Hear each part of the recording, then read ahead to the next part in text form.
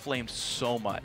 Every time his name comes up, he's like, people are always telling me how bad I am, like all my old teams, that competitive history, it's terrible. And he's like, I think it's hilarious. I laugh it off and like enjoy the fact that I get trash talk because he's like, I know how good I am. Like, I know what I can do for this team. Well, and it's just kind of funny. Who is he getting flamed by? Is he talking about the community, or is he getting flamed by like KFO and Froggen? No, I was going for he's like Reddit and Twitter more so than his teammates telling him he's bad. I would hope not. Yeah. It's when your team loses faith in you that you really have to worry about that. Echo Fox actually, though the roster did come together sort of fairly late in the year, they had multiple support options, and they chose Big because of his attitude, because of his ability to grow and just the way he acts with the players and in game and whatnot. So that's been a good choice. This is a 4-1 roster with a lot of rookies. Gotta say, it's kind of nice for Echo Fox. Yeah, I'm looking at the picks and bans. We haven't seen Fiora banned until now. It's been banned all day. But I was thinking that maybe it would fall through the ban phase. Here, there is still stuff like Gangplank and Lulu available, so one of those will fall through. Not even talking about Alistar yet. I want to see if TIP can take one of their top laner from KFO as well, because the Malphite first spin makes total sense. He was very good on that champion before, and then of course Nautilus was the other thing he'd been having so much good success on in this top lane. KFO playing tanks all the time. TIP instead say it's more important that we take the Corki away from Froggen, but there are still elements of this composition that can work here for Fox. That was not intentional. I believe you. Taking Corki away, I think, is quite important in this draft phase, so we'll get to see what Froggen has up his sleeve. Dyrus and Kobe were talking on the analyst desk before. It's not like Froggen has a shallow champion pool by any means. He has been playing probably more games than anyone else in the LCS since the game was made, so he has experience on all champions, for sure. He's got to be one of the record leaders in terms of like number of professional games played, number of games played in World Championships, etc. We'll see now what's next. Lucian picked up here for Keith. The Alistar is in for Big. He'll feel great about that champion. Alistar basically never escapes pick and ban. Yeah. And yet again, there he is. And picked up in the support role. Now for Impulse to make their choices. That Corki is a flex, so is Lulu. They're hovering. But Proxen playing Elise could be the pick of the litter here in the jungle with Nidalee off the table and Hard playing that champion last time. I wouldn't be surprised to see it be a steal, and it is. Yep, love those choices from Team Impulse. Actually like the first 3 choices they've had in this draft. Just because the versatility, Corki goes mid or bottom, Lulu goes bottom, mid, or top. So really there is no way that Echo Fox can start planning the counter picks for their lane because Team Impulse has the proper flex picking choices. I would hope, though, that's a Corki mid, Lulu top, and then they get mashed on an auto attack focused AD carry like Caitlyn or something, but we shall see. Caitlyn would have been my thought. They definitely need some physical damage on this lineup, and honestly, Fang has not been a player that's brought a lot of damage here. So we'll see what that roster ends up being here. 23 seconds ago for Echo Fox to make their last, well, next few choices, I should say. And I'm curious what they will save for last. With all these flex picks, they have to show at least one of their solo lanes here. I don't expect you to show both. Yeah, they're going to wait until Team Impulse finishes their team composition. I hope before they take Froggen's pick, but at the same time there's Kayle. So they can just throw that Kayle up in the top lane. If KFO thinks that's a good matchup against the Lulu. Yep. So Kayle is... Big smiles on KFO's face. Yeah, it's interesting. So, back in 2015, KFO was known a little bit as a Kayle one-trick, and though Froggen has played it in competitive play before, it's like KFO's 3rd most played in solo queue this season, and I haven't seen it from Froggen at all. Yeah, and it's got a 78% win rate on KFO's solo queue accounts. We were joking yesterday when we were looking it up. It was like, it's one of those picks that you recognize is good, and you're like, maybe I shouldn't spam this. Like, maybe I should just stop playing some games. So we just spam some other champions. Oh, let's get Lissandra up there into the top 3 played. But Kayle is the 3rd most played with a 78% win rate in Challenger for KFO. All right, we'll see how well it goes here in this one. You've got a very hard-to-kill team. Gragas, Alistar, and a Kayle ultimate to keep people alive. And Echo Fox will indeed likely save their mid lane pick for last if that isn't a Froggen Kayle. Last 2 picks come through for Impulse, and yes, they get Poppy in the top lane. So the only physical damage is Fang, who's been having, honestly, a pretty weak season with a Braum to keep this kind of meager backline alive. That is the flexibility of being able to swap around like that, but it definitely isn't what we had pegged as the optimal position for those flex picks. At the same time, though, Kayle doesn't want to build a lot of magic resist. I don't think they're going to be punished early on in the game for not having the proper spread of damage here. It's not like they have a champion with Malphite who really wants to stack resistances yet. And now we will know if it's for sure KFO on the top lane is Kayle and what Froggen wants to play against what he can assume to be Lulu. Yeah. I'm going to say Galio. Makes a lot of sense to stack some MR and be the other version of Malphite, but no, Gangplank was left up for the last pick, and even though Gangplank into range can be a tough matchup because someone like Lulu or Corki can kill off barrels, he is going to go for this champion here. So Froggen bringing out, I believe, his first Gangplank of the season here. It is. Froggen, you know, he has been known for wanting to farm forever into long games. Of course, he's been happy to be very aggressive as well, but Gangplank certainly, I feel like, should suit Froggen very well. Oh my goodness, and this is a team composition where Echo Fox can just play the laning phase as long as possible. It'll be on Team Impulse to push the tempo here because a 5/6 item Kayle and a 5/6 item Gangplank and a 5 or 6 item Lucian will all outscale their counterparts significantly. So the late game, if the gold is close or comparable, heavily in favor of Echo Fox. And they just played a 58-minute game against Team Liquid yesterday, so they have no problem trying to extend this laning phase. Once again, I really love Cops drafting. Yeah. I think it's a super sweet team composition, and the thing is, we'll see if they can get out of that early game, of course. You mentioned the fact that they all outscale, so then the laning phase is important for Impulse, and who's going to know Kayle versus Poppy better than the Kayle player in the matchup? So it's going to be an interesting one to watch to see if these matchups can be won at all. And as the coaches shake hands and walk off stage, it's time to see who's going to win this one. You guys at home, let us know. Tweet at LOL Esports, use hashtag TIPwin or hashtag FOXwin to send in your vote for who it's going to be. These teams are tied at 7th place. This win gets you out of that relegation zone. If it's an Echo Fox win, they are 2-0 in the head-to-head, further insulating themselves from the bottom of the standings. And in fact, either team winning here gets up to 5 wins, which would tie them with Liquid, provided that Liquid loses the next game here against Immortal. So that would be an incredible thing to watch for. We'll see if they can do it. Here we go. Yeah, and like you say, these teams are tied in the standings, but I would definitely say they are trending in much different directions. Yes. And they have much different records when they have their intended lineups. Remember, 3 of Team Impulse's 4 wins this year came with Seraph subbing in the top lane. Yet, when you look at Echo Fox, pretty much all of their wins have come with Froggen and KFO in the lineup. Literally all of the Echo Fox all of their wins have been with Froggen and KFO in the lineup. Yeah. Actually, and Gate actually managed to win a top lane game as well. So it's 2 Seraph, 1 Gate. Impulse actually, Gate is as winning as Fang is as a top laner here on this roster. Technically, with KFO and Froggen, Echo Fox is 4-1. Yes. And they've beaten some good teams, of course. We'll see if these tests continue.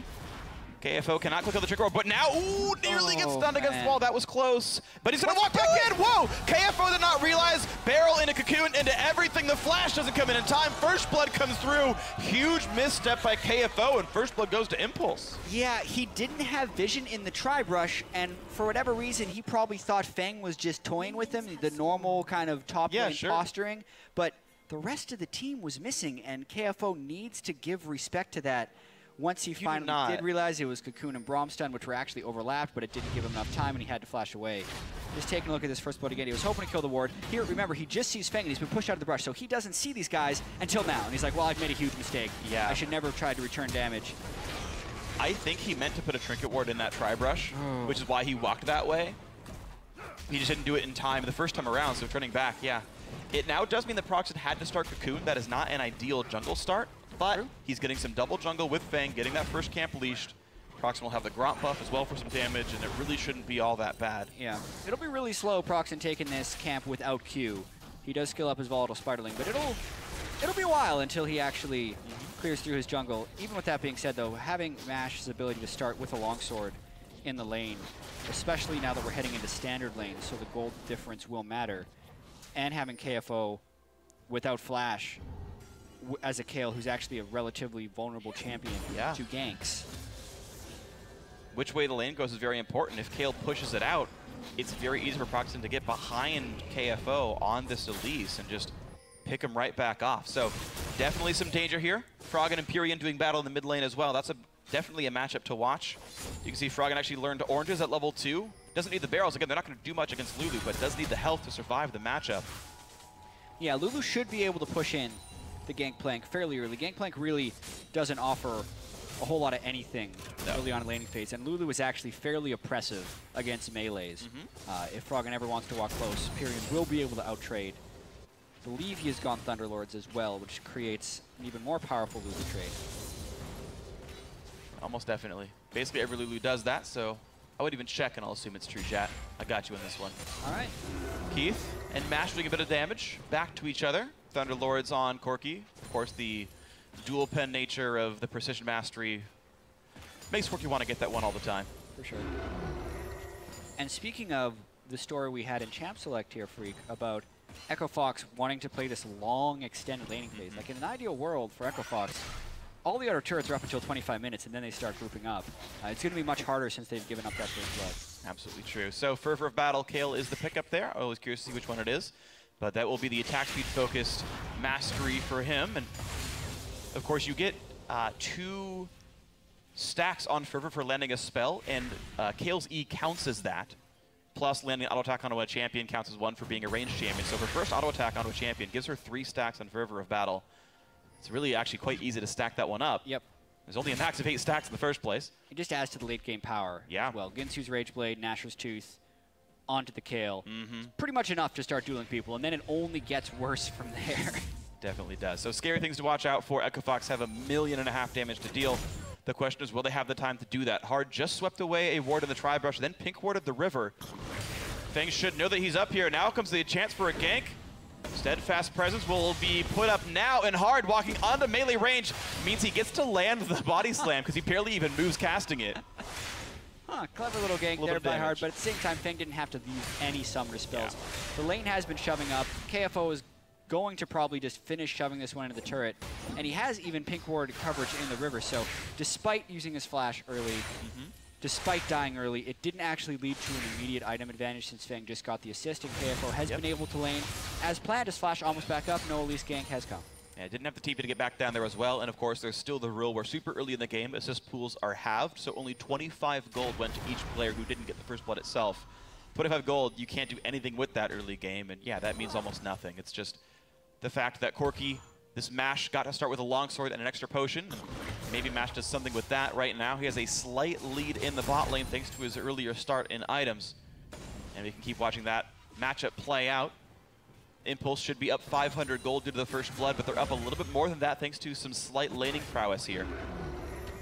Yeah, but Froggen only down 1 CS in the mid lane, KFO up 6 despite being down flash, and despite being down a first blood and a longsword in lane, Keith and Big are close to even. The laning phase has been pretty good for Echo Fox, considering they just want this game to go late. Yeah, absolutely the case. So we'll see then if this can be upset then by Proxen's Elise from the jungle. So far, these lanes are happy just to trade equally, and so far that's been the case. The Cannon Minions are killed off by the supports with Targon's Brace, or the Relic Shield, I should say. But look at this Hard coming around the wings, flash, and the combo onto Feng. Ulti used well by the Gangplank, and they're really diving in, but Hard continue to hold aggro. Kill ulti times out! Gets an execute, thankfully for them, but still not something he wanted to give away. XP went over to Proxen for this one, and now chasing onto KFO. Auto attack, there's the flash. Cocoon was never even used. You just expected KFO at some point to dodge it.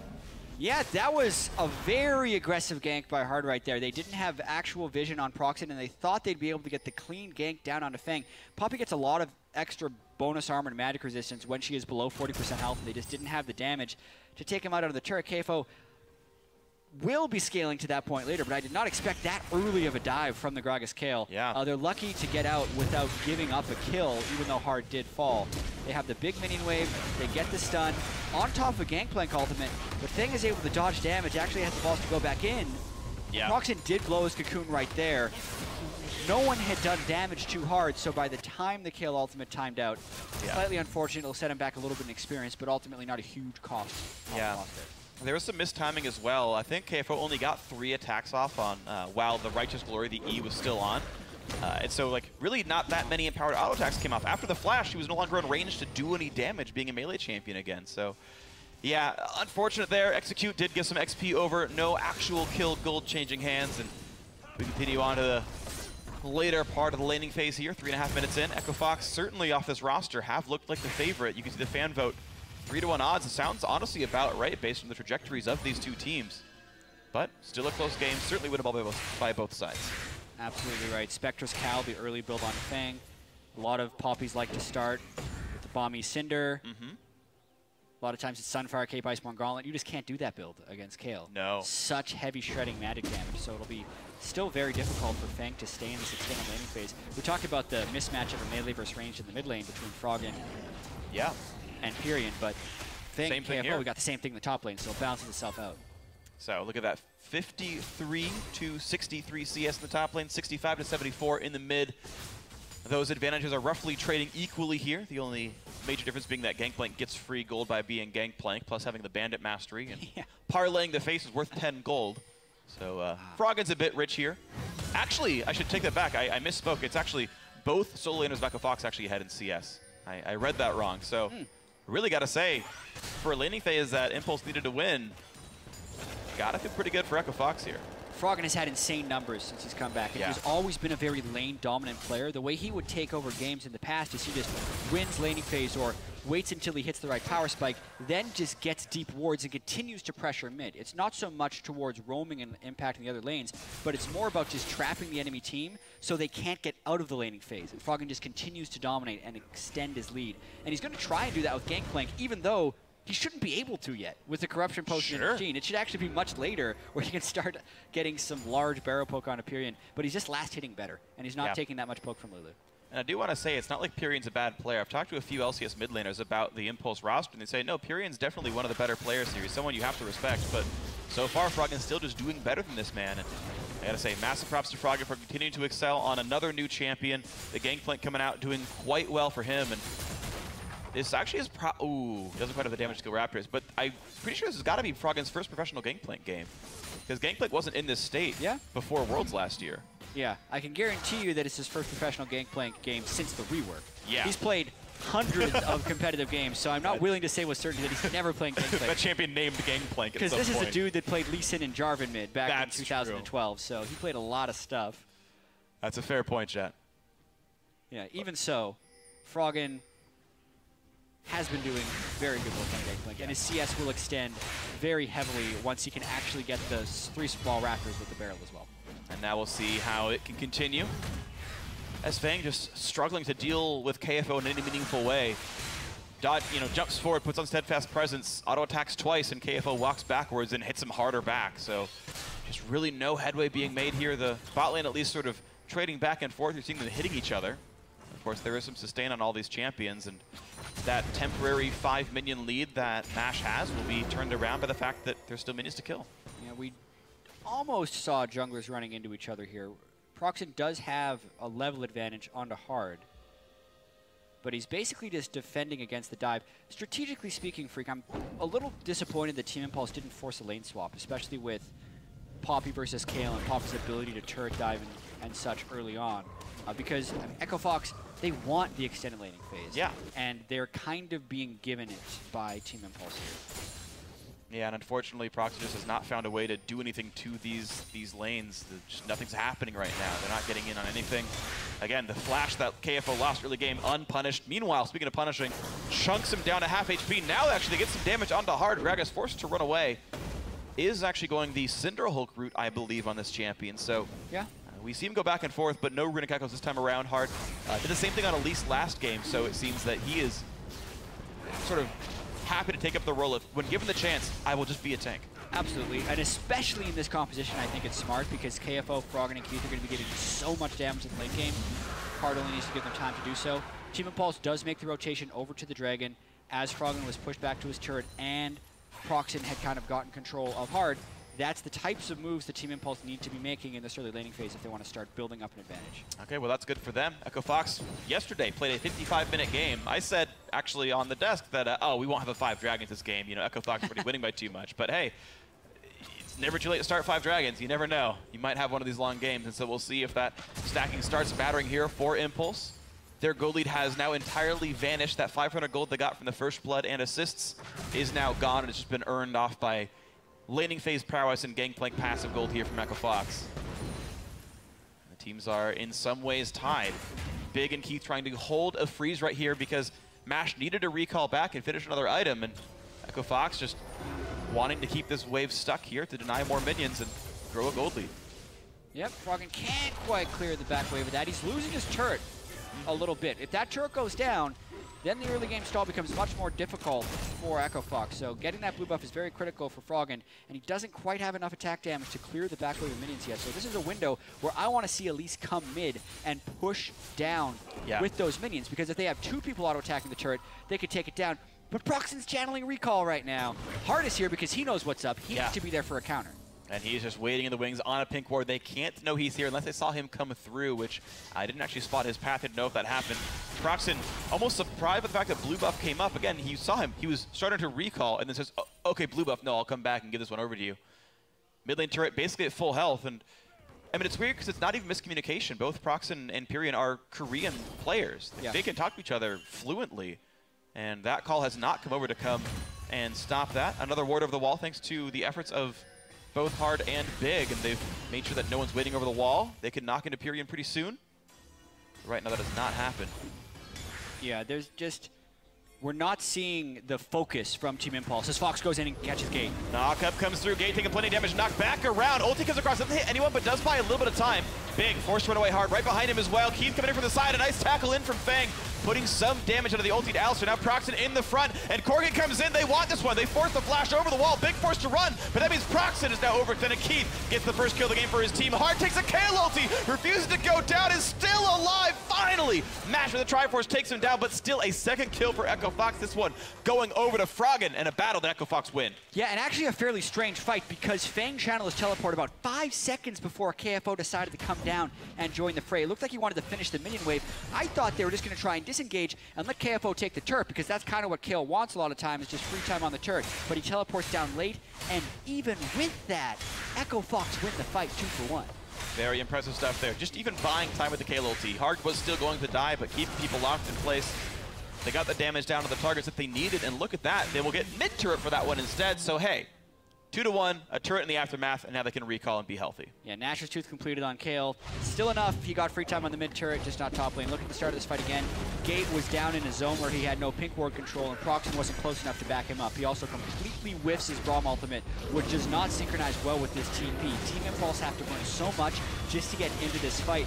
And then, I'm just looking for KFO at this point, because a lot of Tip is trapped in there. KFO is on the backside. Poppy ultimate did knock one person away, but KFO is pretty much just able to free hit for a lot of this fight, burns the Lulu ultimate, and continues to split the Team Impulse team into multiple sides, which is great for Echo Fox because they have more overall damage. The damage from Team Impulse is very low when you consider Elise, Poppy, Lulu, and not even a champion for Lulu to empower greatly. Yeah. So like we're talking how Echo Fox has great late game scaling.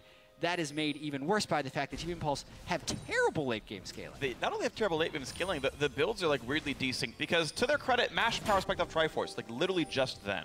Before that fight, he had recalled to buy that item, so he's big. He's got to feel happy. But Pyrion went over for Frostbeam's Claim. He went for a partially scaling item, but like a map control item to get these ghosts out instead of something like a Lich Bane or Luden Zekro that has some early game bursts. So just, didn't have kind of the damage you would want. He's going for the Lich Bane second now, so, items are starting to come in now for Pyrion, but did not have the damage there to make that fight work. Now we see Impulse right back into the bottom lane, and it's still Triforce Corki that demands respect from Echo Fox, and they back off the turret. They're going to take Rift Herald for that, and down it goes. The bot lane Adder should die. Hard on the other side of the map, so it is credit to Proxen for moving up here. But at the same time, I think this is just an extended turret trade. Rift Heralded Nashor's Tooth, Kale, is going to kill the turret. I imagine so. And against an incredibly low wave clear of a Poppy, who's not even in the lane. Yeah, doesn't even have teleport, has to walk all the way up there. This turret down to 1/4, absolutely it's going to die. Echo Fox securing that the resources were there for the top side. Down it goes, empowered minions, bonus damage, all that's wonderful. And heck, Kale even really loves movement speed. So just lots of good things to care about. In tracking the build, also Berserker's Greaves on Kale was the choice. It's always curious seeing exactly how much cooldown reduction that champion gets because you need about 34% to keep Righteous Fury on at all times. And he's sitting on cooldown per level blues a lot of times. Yeah, he's at 33.35, and he gets 20 from items. That'll do it. A couple more levels, and he's got 100% uptime on Righteous Fury. It is currently at a 10.66 second cooldown. Lasts for 10 seconds. So he's got this. Yep. No more of those. Someone dives under the turret, Righteous Fury runs out. Full-time range champion for KFO now. I actually have a actually, there's a dragon coming. I'll do it later. But there's a dragon being attacked right now for Echo Fox. Spooky Ghosts come across. Those are from Pyrion here in the mid lane. But who will even challenge this one? No teleports are up for either top laner. Gangplank on the top side does have globals. And there's a push in towards Dragon, picked up. There's the hard engage. Big starts it off, and he's tanky. The first kill comes through. It's already a kill off in the gate. A second one at a Pyrion. The hammer comes down from Fang, sending someone away, but it doesn't even matter. This fight is long gone.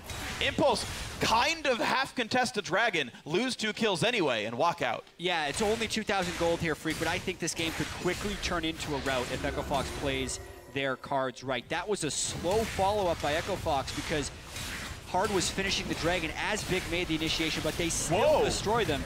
No ultimate, though, on Big, so Proxen does push them temporarily off this turret. But, man, Echo Fox is getting farmed. They are getting huge. The fact that they're winning off of 3 champions that will outscale their counterparts. Heck, even the Gragas outscales at least. Like, only Alistar and Braum is debatable here in this one in terms of champions that are better at 55 minutes. So Echo Fox just in a wonderful place now in this game. Continue to scale up. Froggen finally pushed off Corki. Doesn't seem to care. Gangplank 2-0-1-2's got to feel good. Well, they're going to go for a package gank, but he misses, and now he's got to watch out and get a face full of Kayle. Oh, he's got a lot of damage. He comes in, though, and the Summoner Heal buys enough time that Proxen can come in to secure. So, hey, that aggression finally pays off here. Impulse get their first kill in a while. Top lane outer. Mash doesn't want to stay. He's under too much threat with low health bars. And Proxen...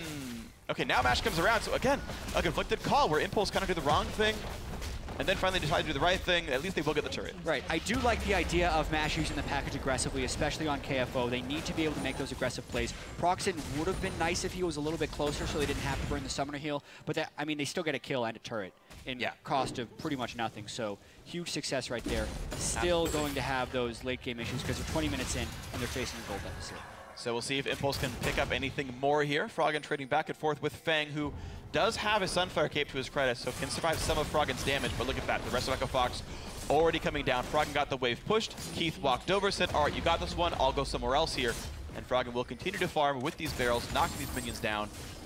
Looks like he's ready for his next upgrade to his ultimate. Earning plenty of money with Silver Serpents. Oh my god, Froggen has so much gold. He has 9,800 gold 20 minutes into the game. He is massive in this one. Well over 10 CS per minute. Typical Froggen. Looks like that part of his gameplay never left. And he continues to play different styles of champions, excelling, being the primary carry on this team that is still looking to go up the standings.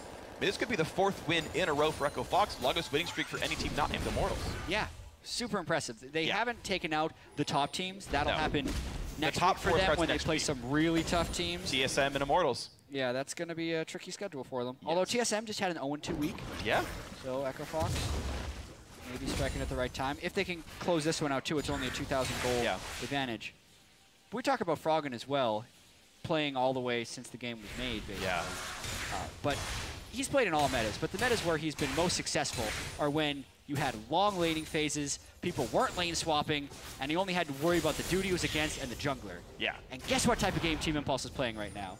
That. They're letting Froggen do what he's been most successful with throughout his career, which I don't think you should do against Froggen because, like, he can obviously play the other ones, but this is clearly where he's the strongest. And now he's reached the itemization point where the wave is just gone. There it is. He gets a whole bunch of extra gold for it. Yep. 48 gold per wave from Parlay. Gotta feel good. Froggen just keep dancing back and forth, playing Gangplank and feeling happy. So, my Did You Know was about Kayle. Okay. Did you know that you said I wouldn't hear a Did You Know the next day because I wouldn't be casting with you? Yep, I was wrong. And you were wrong. I was wrong. You are, in fact, casting with me, chat. And I'm glad because it was setting myself up for a pleasant surprise that you were still next to me. So thank you for making this effort. Right. But, okay, so, like, 3 years ago, there's a minor rework to Kayle, and we changed the E cooldown so that you could actually have it up 100% of the time. And the way it was coded, it was never intended that could happen. And so I was the first playtester to have 35 CDR on Kayle, and I said, oh, hey, if you reactivate Kayle E while Kayle E is still on, the on-hit damage goes away. You keep the range, you no longer keep the other buff. And then I was like, oh, whoops, and change it for the next day. But there was a time that no one ever else got to do where that was busted. I mean, all right. It's a really weak Did You Know, but you talked about it and I was reminded of it. Yeah, it's just, did you know this thing that never made it to live happened and I got to do it? Yeah. Okay. I got to play a really weak version of Kayle. It wasn't good. I'll give you that one. Okay, thanks. Did you also know that since Echo Fox had all those issues with their roster, and they had a lot of Ember players on it, during the first week of Challenger, Big played against Ember, subbing for Apex, and 2-0'd them. That's just crazy. Yeah. He played against and then with them like the next week. Huh. All right, so we are in this match, of course, and it's Echo Fox holding on to this 3,000 gold lead. And it's a match where they get to just be passive, right? They don't have to really push this because of the late game scaling, and if Echo Fox can play their way, you don't need to see a lot of kills. You can just see them buying items time and time again. Yep. The game still could have a lot of volatility as well, though. Like, if Proxen lands the right cocoon onto KFO and there's a fight where Kale does absolutely no damage and Froggen doesn't have good barrel placement, those are two really squishy high damage champions, even though they have immense late game scaling. So playing to super late game doesn't come without risks entirely, especially with how long death timers can get, around 35 minutes now. Yeah. There's still a way that Echo Fox throws this away. But the control up to this point, I think, is pretty much as planned. They even gave up first blood, and they just kind of steamrolled right through that by still having dominant laning phase. And dominant they have been here. Just checking teams off the list of ones they've knocked down. Everyone around them in the standings so far has fallen to Echo Fox in this back half of the split. And as they walk forward towards their second Dragon of the game, they got the previous one, and Impulse just kind of sat by and watched. We'll see what they do this time around. Dragon has started in full view of a ward, and it's time for Impulse to make a choice here.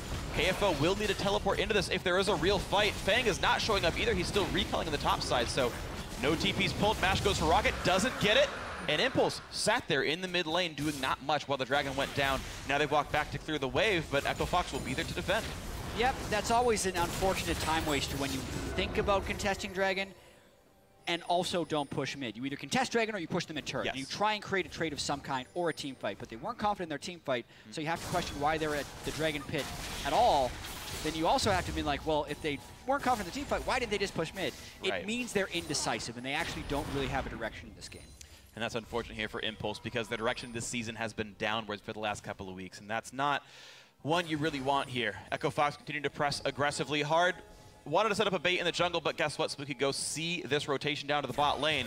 But the question is, seeing it or not, can you even stop it here? 3 members already right there. Zrot portal set in the bottom lane, but the minions actually die before they can reach the turret, so it's an entirely useless other than getting the wave to be pushed. And the wave getting pushed, well, Impulse showed up in time. Well, it's off cooldown. Hard can reposition it whenever he wants. All right. Here. As Kobe mentioned on the analyst desk, the Zrot portal aside, it doesn't need to be pushing the turrets sometimes. It just acts as a cork in the lane. So even if they don't have anyone down there, it's very hard for minis to push past it. KFO, though, caught again. Wow, another great dive by the Corki, running back and forth. KFO pops the ulti, goes in for the fight, and he's just a few hits away from killing Mash and gets it. And in a nearly 1v2, a bit of help from Froggen. Now back in towards Fang. Nice Naga comes through. Lulu buys a bit of time, but a great knockback by the Gragas of Hard. Gets another kill, Echo Fox, and another 2 for 0. 26 minutes, are we late game yet? I feel like we're pretty close. KFO has the items required to call it late game. Nashor's Tooth, Ginsu's Rage Blade, and the QSS to make it so just that make sure he can he's get rid of that CC. They turn straight for Baron, which actually could be a little risky. Pyrion, Gate, and Proxen still up, looking to contest. The jungler is alive. Big does not have the ulti. Gate comes in, a nice knockup comes through, but right there, the burst comes through.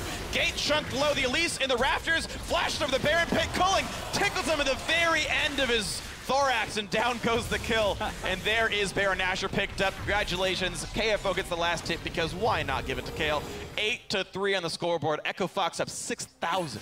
Yeah, and it was the first kill of the game for Kale, but it was the 249th minion kill when he last hit Baron, and that's all that matters because he got the gold that was necessary. Froggen landed some nice barrel chains. Big reinitiated out of the Baron pit when there was really not much damage that could actually follow up Braum, Elise, and Lulu.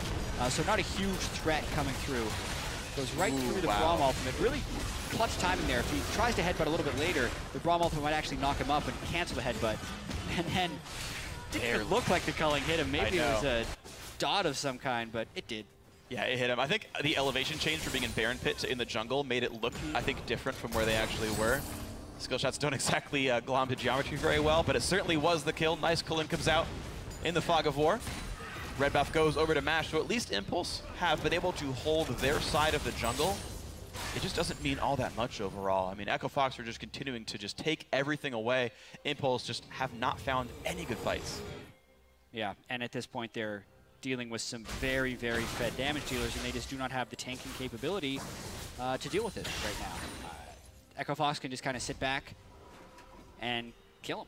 It's potentially going to be a 4-game winning streak here for Echo Fox. Renegades, Energy, Liquid, and Impulse. So they have had an easier schedule, but Energy and Liquid are no slouches. Impulse still sitting at 4 wins. They're winning the games they have to win to move into close to playoff contention. This will be their 5th win. Yeah. And again, if Liquid does in fact lose to Immortals, which is of course a likely outcome, Echo Fox are tied for 6th and are 1-1 against Liquid on the season. Like, that is literally basically in playoff contention at that point right there for Echo Fox. So this season is looking pretty good for them here. Warmog's picked up 3rd item for Hard, which is a lot of health and actually makes his Void Spawns do about 500 bonus damage to the ones that get that buff. So some very scary pushing tools are available. Echo Fox a little bit short range as a squad, but they're still making the way forward. This Baron buffed cannon just slowly whittling down on this turret. Finally poked down by Pyrian. Fang tries to wave for a bit, but here comes the barrel chain. There's the GP ulti. Fair bit of damage dealt. The turret's already gone, and now Fang in the front line just cannot survive this kind of damage.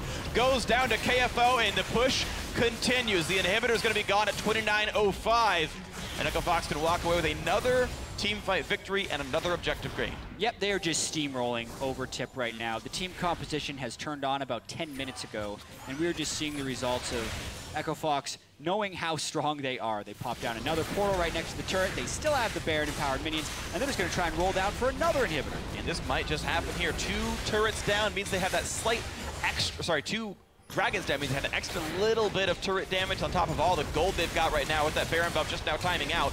Top lane under fire. Gate taking some plenty of damage, puts the shield up, runs away. Culling zones the team out, and now second inhibitor laid open. Easily take down, only 40 seconds after the first one. And man, so much of a lead here. Oh, nice. Inhibitor kill credit went to a Void Spawn.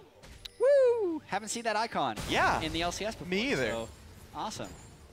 Also want to point out, Hard, because of his Strength of Aegis mastery, and Cinderhulk has crested the 3,000 health mark to actually make Warmog give him the massive regen. Oh, yeah. So credit to him for some creative building there. He gets over 100 health per second out of combat. If he disengages, he just back up the full. So very interesting health stacking build for Gragas, and hey, it's working, so can't really complain too much here. Bot lane, the next obvious target, and conveniently it lines up right with this Dragon respawning. Why not get number 3? They know it's up in 6 seconds, and then just mosey right on down to another inhibitor kill. Yeah, Hurricane completed for KFO. I think we're seeing the reason for that Kayle ban that we saw yesterday. Also, if any other teams don't want to ban Kayle and let KFO play it, please lane swap it.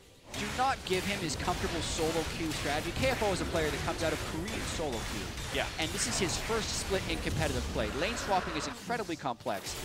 Do not put him in his comfort zone on a carry champion, please. Yep.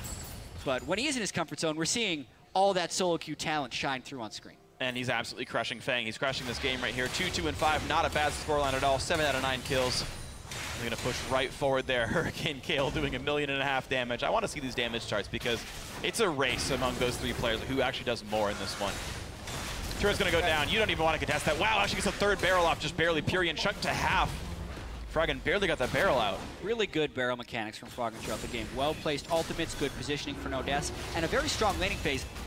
Last ditch effort. Wow, a stun does come through. Fang got some decent damage, but and the package coming through as well. But Keith just turns around and fires backwards to get the Corki gone. But meanwhile, the front line has already evaporated. Another death for Fang. The chase in towards Gate, who flashes, jumps to his teammate, and look at the knockback. The Elise runs away as far as she can, but it's not far enough to get away from Gangplank. Squashes the spider. KFO onto the turret, says, I will happily grab that kill. That's the word I was looking for. Can't quite kill off Gate, though. Still holding on to that intervention. KFO pretty much immune to death in this last half of the fight.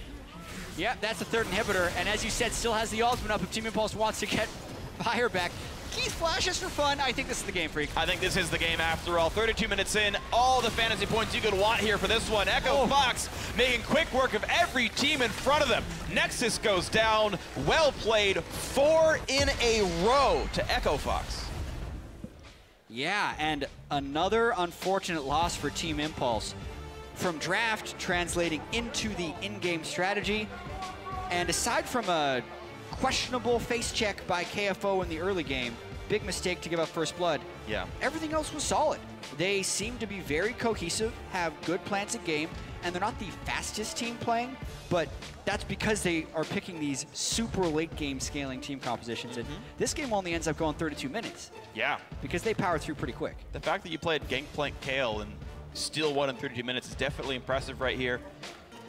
Impulse, of course, not feeling too great about that one. Mash actually sold his build for 6 Tears of the Goddess to express his sadness for that game. But honestly, just all smiles for Echo Fox here. Their 4th straight victim. They end both Week 5 and Week 6 on 2-0 streaks. And now you just have to look to what's next, and that is, of course, TSM and Immortals. And that's, of course, a tough test. Once again, I can say I got to talk to Big about that and said, hey, I mean, you beat team number 6, you beat team number 5. Now you have to start playing teams number 1, 2, 3, and 4. And at first I said, are you going to be 1 and 2? And he's like, no, of course we can't. We're too many games behind. Right. But I said, no, but can you beat teams 1 and 2? And he's like, actually, yeah, it seems more reasonable. That seems totally possible. And so Echo Fox, I think, honestly surprising so many expectations. But if you look at just like the last 2 weeks of games, they're at least the number 5 NA team. It's looking especially based on the teams they're playing against, but we do have to remember the way the schedule has ebbs and flows, and it's the 1st, 2nd, 3rd, and 4th place teams that they have to play in their next 6. So definitely a hard schedule as the season will continue, but you can't ask them to do anything more so far. No. 4-game winning streak since Froggen and KFO's return, and as you were wondering throughout the game, 21,000 damage to champions for Froggen's Gangplank, highest in the game. KFO was 2nd at 14,000, and Keith, the 3rd threat at 12,000. He got the quadra kill. He was a superhero last time. No superheroes were needed today, just your everyday normal heroes. Every day, just players doing well. Way to go, everyone on Echo Fox. Solid game from them. Good win, and now we're going to check in with Riv, who's on stage with Echo Fox's support.